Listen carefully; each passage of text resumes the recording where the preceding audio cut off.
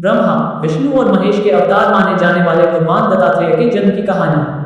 धार्मिक मान्यताओं के अनुसार मार्गशीर्ष माह की पूर्णिमा के दिन भगवान ब्रह्मा, विष्णु और महेश इन तीनों ही देवों के अंश माने जाने वाले भगवान दत्तात्रेय का जन्म हुआ था। तभी से इस दिन को उनकी जयंती के रूप में मनाया जाता है।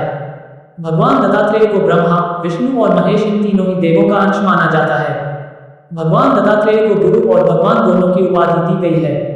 मान्यता है कि भगवान दत्तात्रेय की पूजा करने से भगवान शिव, ब्रह्मा और विष्णु ये तीनों देव प्रसन्न होते हैं और तीनों ही देवों के आशीर्वाद की प्राप्ति होती है।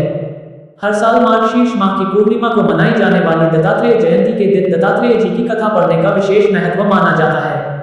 तीनों देवियों ने क्षमा मांगकर अपने अपने पतियों को उनको वापस लौटाने के लिए कहा। तब अनुसुईया ने तीनों देवों को बालक रूप से मुक्त कर दिया। तब तीनों देवों ने प्रसन्न होकर वरदान दिया कि हम तीनों का ही अंश आपके गर्भ से जन्म लेगा। इसके बाद माता अनुसुईया ने भगवान दत्तात्रेय को जन्म दिया। धार्मिक कथाओं के अनुसार एक बार नारद जी ने मां लक्ष्मी, पार्वती और सरस्वती से महर्षि अत्रि की पत्नी अनुसुईया के सतीत्व की महान प्रशंसा की, जिससे तीनों देवियों ने विवाद छिड़ गया कि उन चारों देवियों लक्ष्मी, पार्वती, सरस्वती और अनुसुईया में सबसे पतिव्रता कौन है। किंतु यही बात सामने आई कि माता अनुसुईया ही इस समय सबसे बड़ी पतिव्रता स्त्री हैं। तब तीनों देवियों ने अनुसुईया के पतिव्रत धर्म की परीक्षा लेने की सोची। तीनों देवियों ने अपने अपने पतियों को अनुसुईया के सतीत्व की परीक्षा लेने के लिए भेजा।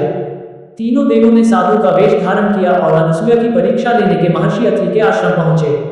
उस समय महर्षि अत्रि आश्रम में नहीं थे।